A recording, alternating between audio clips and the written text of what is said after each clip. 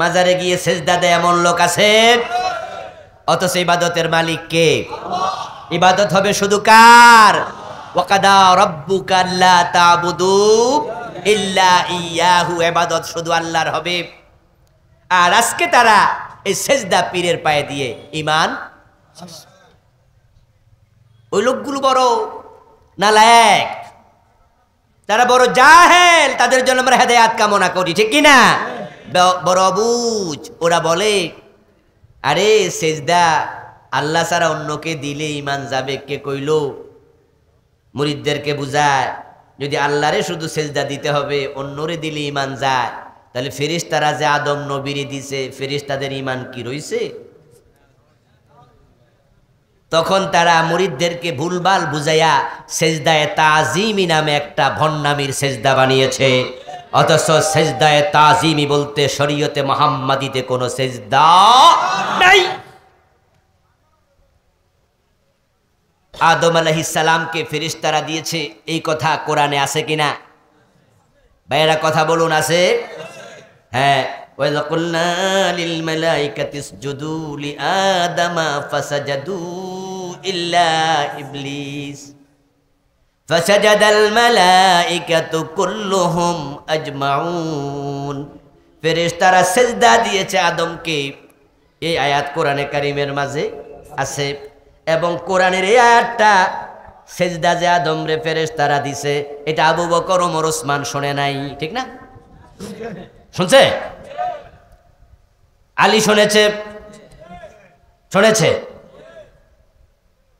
হযরত আবু বকর এই আয়াত শোনার পরে রাসূলুল্লাহকে সেজদায়ে তাজিমি কয়টা দিছে? ওমর কয়বার দিছে? ওসমান কয়টা দিছে? আলী দিছে নাকি? ফাতেমাতু জাহরা দিছে? হযরত আয়েশা দিছে? ও ভণ্ড পীরের মুরিদেরা, কান খুলে বাইরে শোনো, তোমাদেরকে বুঝানোর জন্য বলছি, তোমরা ভণ্ড নও, আমরা তোমাদের দায় দেই না। যদি কিছু দায় তোমাদেরও আছে, ভণ্ডর কাছে কেন গেলা? বরং তোমরা যাই আসো না আসো, কিন্তু যে পীর সেজদা নেয় ওই পীর যে ভণ্ড, আল্লাহর কসম, এতে কোনো সন্দেহ নাই। ও ভণ্ড পীরের মুরিদ ভাইয়েরা শুনুন, আপনার পীর আপনাকে বুঝাইলো, এটার নাম সেজদায়ে তাজিমি। ফেরেশতারা দিছে আদম রে, ফেরেশতাদের ঈমান যায় নাই। আবুল কালাম আজাদ বাশাররা তোমাদেরকে বুঝায়, আমাদেরকে সেজদা দিছো, তা তোমরা মুশরিক হয়ে গেছো, তোমাদের ঈমান চলে গেছে।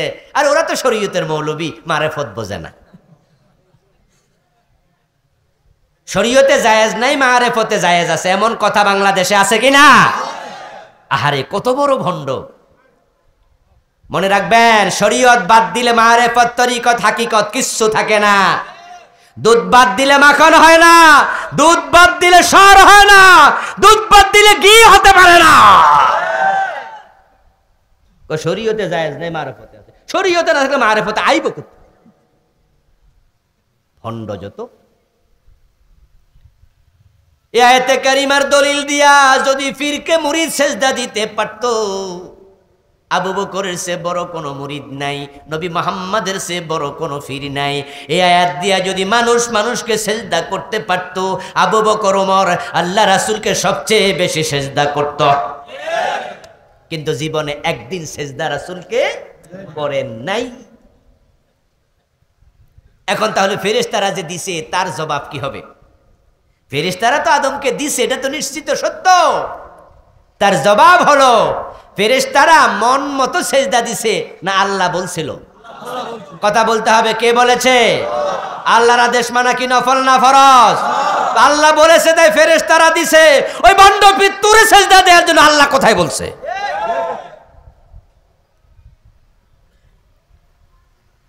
ঘোড়ারটা গায়ের তলা লাগাই দিল? আরে ঘোড়ার বাচ্চাকে গায়ের ওড়ালা লাগাই দিবেন? কোথায় কোথায় কোনটা লাগাই দিবেন? কোরআন শরীফে আছে, হযরত খিজির আলাইহিস সালাম মুসা আলাইহিস সালাম ওনার সঙ্গী হলেন। সূরা কাহাফ পড়লে আপনারা পাবেন। খাদির আলাইহিস সালাম রাস্তায় চলতে গিয়ে একটা ছোট্ট বাচ্চাকে দেখলেন, ফুটফুটে একটি সুন্দর ছোট্ট বাচ্চা রাস্তায় খেলা করছে। উনি ওই বাচ্চাকে মাথায় তুলে আছাড় মারছে। সাথে সাথে কি শেষ, মরে গেল। হযরত খাদির আলাইহিস সালামের এই কাণ্ড দেখে মূসা প্রশ্ন করলেন, বললেন আকাতালতা নাফসান জাকিয়া, যে আপনি একটা নিষ্পাপ ছোট্ট বাচ্চা ওরে মেরে ফেললেন।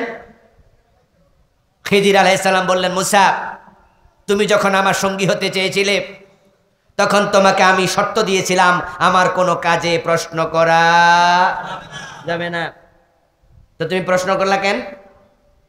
মূসা আলাইহিস সালাম জবাব দিলেন, সরি ভুলে গেছে, আর করবো না। একটু সামনে যাওয়ার পর আরেক কাম করছে, কইলাম না আমি, ব্যাখ্যা আপনারা জেনে নিয়েন। মূসা নবী আবার কয়টা কি করলেন? খিজির কয় মিয়া আবার প্রশ্ন করলা, কয় সরি আর করবো না। একটু সামনে যাওয়ার পর আবার এক কাম করছে। মূসা আলাইহিস সালাম আবার কয় হুজুর এটা কামটা কি করলেন? খিজির বলে হাযা ফিরাকুম বাইনি ওয়া বাইনা, তাহলে এখন থেকে তোমার সাথে আমার আর সম্পর্ক বাড়ি যাও গা। এক ভুলে তিনবারের উপরে ক্ষমা নাই, তিনবার বলে ফেলেছো সরি আর চলবে না, যাও যাও বাড়ি চলে যাও। তবে যাওয়ার আগে শুনে নাও এই কাজগুলো আমি নিজে করেছি নাকি আল্লাহ করতে বলেছে? আল্লাহ আমাকে করতে বলেছে। ওই যে বাচ্চাটা রাস্তায় খেলছিল, আল্লাহ আমারে জানাইছে এই বাচ্চার মা এবং বাবা দুইজন মুমিন, দুইজনে মুসলিম, কিন্তু বাচ্চাটা বড় হওয়ার পরে এই বাচ্চা কাফের হবে এবং মা বাবা দুইজন রে কাফের বানাবে। এবার আপনারা একটু জবাব দেন, কাফেররা জান্নাতি না জাহান্নামী? যারা চুপ করে আছেন তারাও বলেন না। তাহলে এখন এই বাচ্চা বড় হইয়া কাফের বানাইলে জাহান্নামে কয়জন যাবে? হ্যাঁ, হে নিজে যাবে, সাথে কারে নেবে? আর এখন আসাইরা হেরে ফাটাই দিলাম, বাকি দুজন বাঁচাই দিলাম। মুসাকে তাহলে বালাকামি করছেন। তাহলে কোরআন শরীফের সূরা কাহাফ পড়ে এখন যদি ওই বন্ডফির তুমি ফেরেশতারা আদমরে সেজদা করছে এই আয়াত দিয়া দলিল দিয়া তুমি সেজদা নিচ্ছ, তাহলে খিজিরের মতো মানুষের বাচ্চা আসাদ দিয়া মাইরা দেখো দেখি। পুলিশ আইসা দেখবা কেমনে কারদে নিয়ে যায়, ঠিক না? ফাঁসির আসামি হওয়ার সম্ভাবনা আছে না নাই? তাহলে ওই এলেম আল্লাহ তাআলা খাদিরকে দিয়েছে, এটা খাদিরের জন্য খাস আমল। খিজির ব্যতীত কোন বাচ্চাকে আসাদ দিয়ে মারতে পারবে না। আদম নবীকে ফেরেশতা সেজদা করেছে, এটা খাস বিষয়। আল্লাহ ছাড়া আর কেউ কাউকে সেজদা দিতে পারবে না। গায়েরটা গোড়ায় লাগাই দিও না। ইবাদত শিখতে হবে কোরআন এবং সুন্নাহ থেকে। এখন ইবাদত কাকে বলে? আল্লাহ তাআলা কোরআন মাজিদে একটি আয়াতে কারিমাতে সংক্ষেপে বলেছেন, মা তাকুমুর রাসূলু ফাখুযুহু ওয়া মা নাহাকুম আনহু ফান্তাহু। ইবাদত মানে হলো আমার রাসূল যা করেছেন তা করো, তিনি যা ছেড়েছেন তাহা ছাড়ো। ইবাদত বোঝেন? ভাইয়েরা ইবাদত বুঝতে পারছেন? ইবাদত মানে নামাজ, রোজা, হজ, যাকাত নয়, এগুলো ইবাদতের অংশ। এই ভুল বুঝের কারণে এই দেশে হাজারো নামাজি পাওয়া যায় যারা নামাজও পড়ে সুদেও টাকা লাগায়, কপালে কালো দাগ ফলায় দিচ্ছে তাহাজ্জুদ পয়রা। ওই বেটা আবার ইকামতে দ্বীনের বিরুদ্ধে, আল্লাহর কোরআনের আইনের বিরুদ্ধে কথা বলে। এত লম্বা দাড়ি দরবেশ বাবা, এত লম্বা দাড়ি, কিন্তু কোরআনের বিরুদ্ধে, ইসলামের বিরুদ্ধে, আলেম ওলামাদের বিরুদ্ধে যত ষড়যন্ত্র এই দেশে হচ্ছে সবগুলার মাঝে তার পার্টিসিপেশন আছে। কোরআনের আইনের কথা বললে চেহারা কালো হয়ে যায়, এমন নামাজি আপনাদের এলাকায় আছে না নাই? কোরআনের আইনের ওয়াজ করছে, ইমামের চাকরি শেষ। কোরআনের আইনের কথা বলার কারণে যে সমস্ত ইমামের চাকরি গেল, আল্লাহ দ্বীনের পক্ষে কথা বলার কারণে যারা চাকরি হারালো, খোঁজ নিয়ে দেখেন এলাকার বেনামাজিদের কারণে তাদের চাকরি যায় না। কারণ যারা জুমার নামাজেও আসে না, রাশেদ খান মেননের মতো, হাসানুল হক ইনুর মতো যারা বামপন্থী, রামপন্থী, নামাজ রোজার দ্বার দাঁড়ে না, ওরা তো আর জানেও না হুজুর কি ওয়াজ করছে। বরং কিছু মুনাফিক নামাজি কোরআনের আইনের কথা বললে হুজুরদের পিছনে লেগে যায়। তুমি ইবাদত বোঝোই নাই দোস্ত। শুধু যদি নামাজ ইবাদত হতো সূর্য ওঠার সময় নামাজ পড়লে সওয়াব হয় না গুনাহ হয়?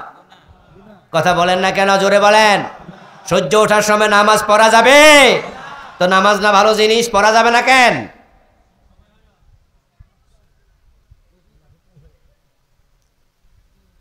ঈদের দিন রোজা রাখা জায়েজ না হারাম? এখন কেউ যদি বলে রোজা ভালো জিনিস, ঈদের দিনও রাখমু, সওয়াব হবে না গুনাহ হবে? সগীরা না কবিরা? তো রোজা ভালো জিনিস, ইবাদত, কবিরা গুনাহ হলো কেন?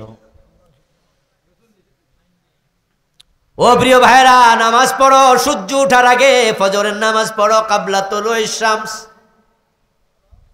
সূর্য ওঠার আগে ফজরের নামাজ পড়তে বলেছেন কে? আল্লাহ। আকিমিস সালাহ লিদুলুকিশ শামস ইলা গাসাকিল লাইল আকিমিস সালাতা তারফাইন নাহার। আল্লাহ জায়গা বলে দিয়েছে, অমুক জায়গায় পড়ো। রাসূল আমাদেরকে বলছে সূর্য ওঠার আগে পড়ো। এখন ঘুম থেকে উঠতে লেট হয়ে গেছে, ঘুম থেকে উঠেই দেখেন ঘড়ির দিকে তাকায়া সূর্য উঠতেছে। এখন কি নামাজ পড়বেন না অপেক্ষা করবেন? 3 সময় নামাজ পড়া নিষেধ। কয় সময়? সূর্য ওঠার সময়, সূর্য ডোবার সময় এবং সূর্য বরাবর মাথার উপরে থাকলে ওই সময় নামাজ পড়বেন না, নিষেধ। আপনি তখন চুপ করে বসে থাকেন, সূর্য উঠুক। সূর্য ওঠার পরে আপনি এবার নামাজ পড়ুন। আপনি রোজা রাখবেন, ঈদের দিন হারাম, রাখতে পারবেন না। তাহলে এবার বলুন তো, নামাজ রোজা ইবাদত না আল্লাহর হুকুমটা ইবাদত? যখন হুকুম হইছে পড়ো তখন পড়লে সওয়াব, যখন হুকুম হইছে পড়ো না পড়লে গুনাহ। এতে বোঝা যায় আল্লাহর হুকুম মানার নাম ইবাদত। এখন কি নামাজ রোজা হুকুম শেষ, চোরের হাত কাটার হুকুম কোরআনে আছে না নাই? জমিন যার আইন চলবে তার এমন হুকুম আছে না নাই? আল্লাহর আইন ছাড়া কোনো আইনে বিচার করা যাবে না। যে ব্যক্তি করবে সে ফাসিক, সে জালেম, সে কাফের, এমন আয়াত আছে না নাই? ওগুলোর ব্যাপারে আপনার ইবাদতের খবর কি?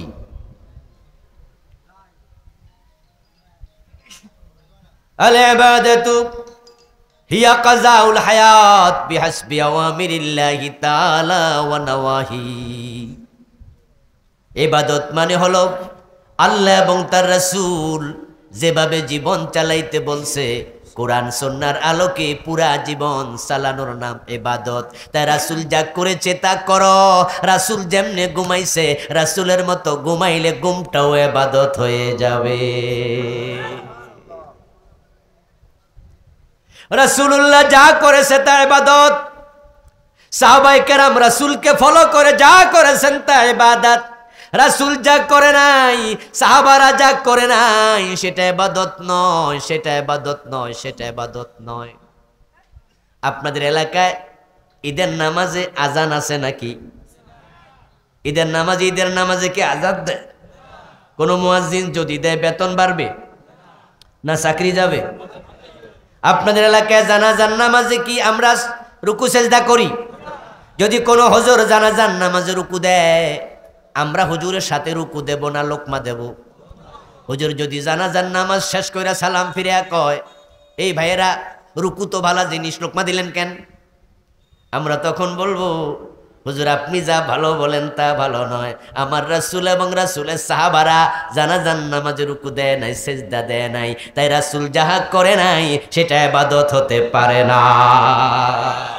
আচ্ছা, রুকু সেজদা জানাজার নামাজ যদি দেয় এবং আপনারাও দেন, সালাম ফিরানোর পরে সওয়াব একটু বেশি হবে, ঠিক না? না জানাজার নামাজ বাদ? তাহলে বুঝা গেল রাসূল যা করে নাই তা করলে আপনার আমল বরবাদ হয়ে যাবে। রাসূলুল্লাহ ঈদ করেছেন 2টি, ঈদুল ফিতর, ঈদুল আজহা। এখন আপনারা বানাইছেন ঈদে মিলাদুন নবী, ঠিক না? আমরা বলি রাসূল এটা করে নাই, সাহাবারা করে নাই, তখন কয় এগুলো রাসূলের দুশমন। আজীব আজীব আজীব আজীব। বুঝলেন না ভাই আপনি? আমরা আপনার হিতাকাঙ্ক্ষী।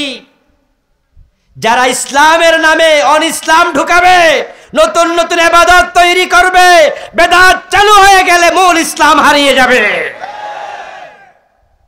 এজন্য প্রিয় নবী সাবধান করেছেন, শাররুল উমুর মুহদাসাতুহা।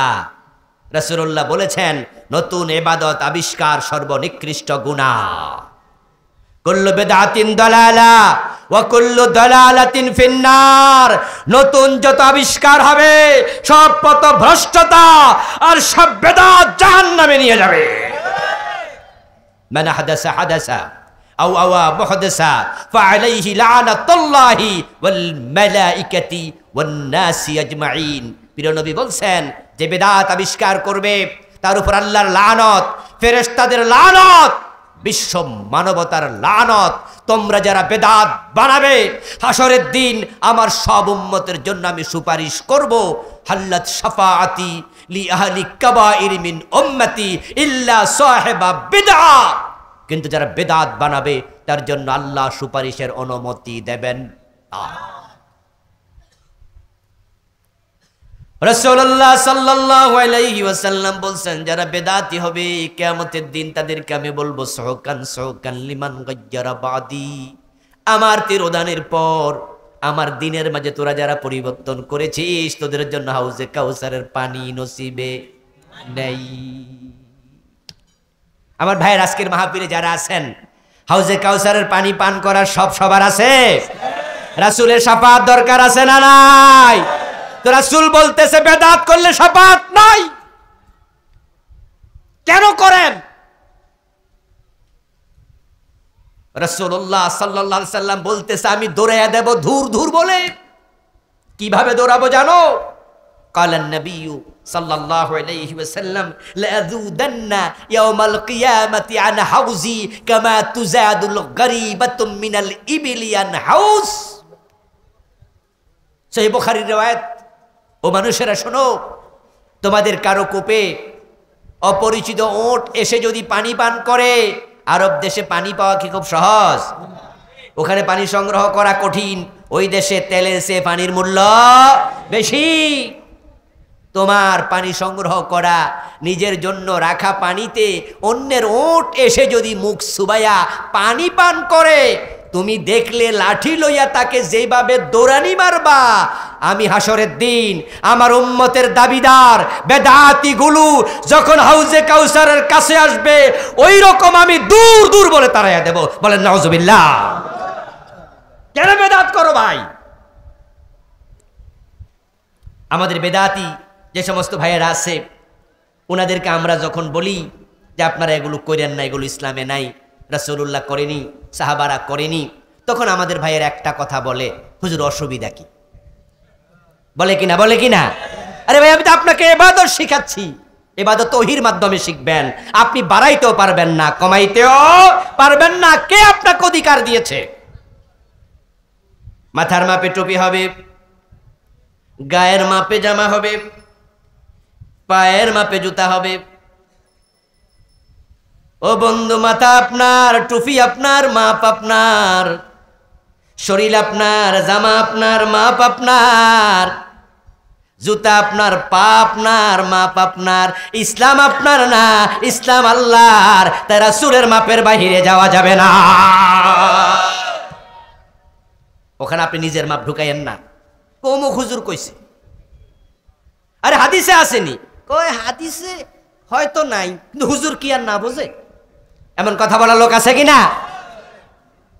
ইসলাম কি হুজুরের? হুজুরের কথা আপনি শুনতে যান কেন? এই জন্য আমি শুরুতে বলেছি, আমি আবুল কালাম আজাদের কথার এক আনা দাম হবে না। যে কোরআন সুন্নাহর সাথে না মিলে, কোরআন সুন্নাহর সাথে না মিললে কোনো পীরের কথার দাম নাই, বুজুর্গের কথার দাম নাই, আলেমের কথার দাম নাই। তিনি কত বড় পেটওয়ালা, কত বড় পাগড়িওয়ালা, তার কথাকে ওয়াল ছুঁড়ে মেরে ফেলে দাও। ইমাম আবু হানিফা রাহিমাহুল্লাহর মতো লোক বলেছে, লাওয়াজাতুম কওলি খিলাফাত কুরআনি ওয়াস সুন্নাহ ফালকু কওলি আলাল জিদার।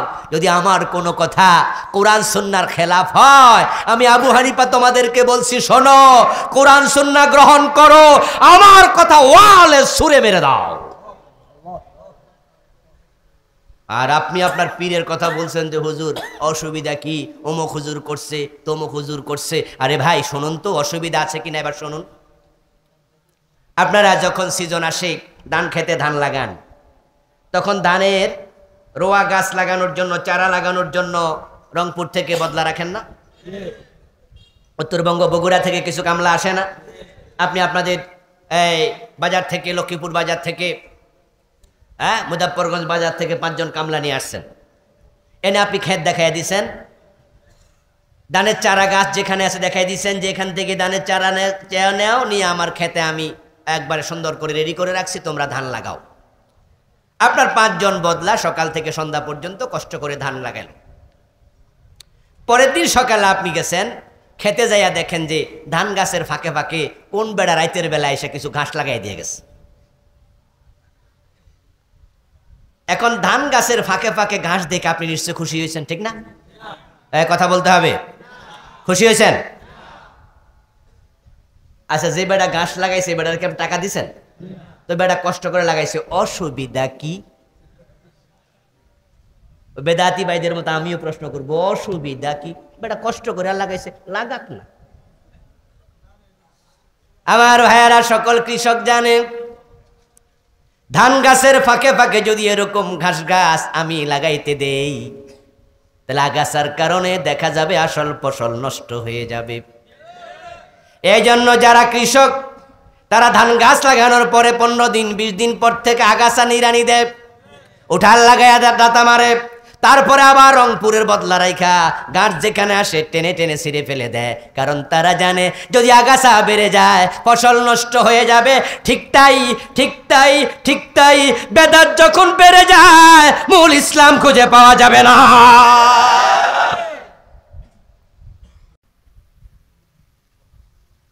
এখন আমাদের আজকে ডাক্তার সাহেব প্রধান অতিথি, ধরেন উনি এলাকার একজন গণ্যমান্য লোক, উনি 3-4টা বেদাত চালু করে দিচ্ছে।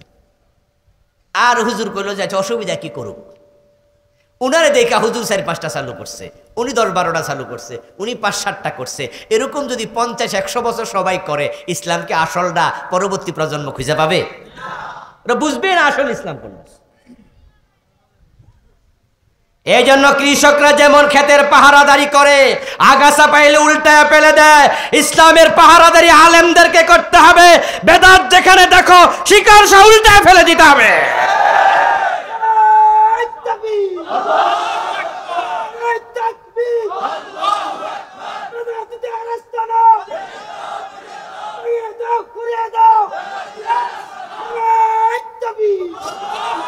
আমার প্রিয় ভাইরা, আমরা ইসলামের পাহারাদার হব। নবী আসবে না, রাসূল আসবে না, আলেমরা নবীর ওয়ারিস, রাসূলের ইসলামের পাহারাদারি করার দায়িত্ব আলেমদের আছে না নাই? তাই বেদাত শিরকের ব্যাপারে চুপ থাকা যাবে না। চুপ থাকবেন, আল্লাহ আপনাকেও ধরবে। আপনার বাড়িতে আগুন লাগলে আপনি বালতি নিয়ে দৌড় মারতে পারবেন। আপনার খেতে আগাছা হলে নিজে খেতে গামছা বাইন্ধে নামতে পারবেন, কারণ বাড়িটা আপনার, ক্ষেত আপনার, মায়া আছে। আর ইসলামে শিরিক বেদাত দেখে যদি চুপ থাকো, প্রমাণ হবে ইসলাম তোমার ধর্ম হতে পারে নাই। তুমি ইসলামকে নিজের কলিজায় ঢুকাতে পারো নাই। সত্যি ইসলাম তোমার ধর্ম হলে তোমার কষ্ট লাগতো যে আমার রাসূলের ইসলাম এরকম বেদাত ঢোকে কেমনে, শিরক ঢোকে কেমনে। সম্মানিত ভাইয়েরা, এ বিষয়ে আমি বই লিখেছি, আলহামদুলিল্লাহ বেদাত, এই বইটা লিখেছি। 38টা চলমান বেদাত লিখেছি। এখানে 29টা শিরিক লিখেছি, ছোট ছোট 2টি বই, খুবই উপকারী। আমার লিখা আরো 5-6টা বই মোট আছে, আরো 4টে আছে, 2টা ছাড়া। আমার ড্রাইভার সাহেবের কাছে থাকবে, আপনারা যাওয়ার পথে সংগ্রহ করে নেবেন। এবং যে কথাগুলো আজকে আলেম ওলামারা বলল, আল্লাহ বক্তা এবং শ্রোতা সকলকে আমল করার তৌফিক দান করো, বলেন আমিন। হাদা মা ইনদি ওয়াল ইলমু ইনদাল্লাহ আলাইহি তাওয়াক্কালতু ওয়া ইলাইহি উনীব।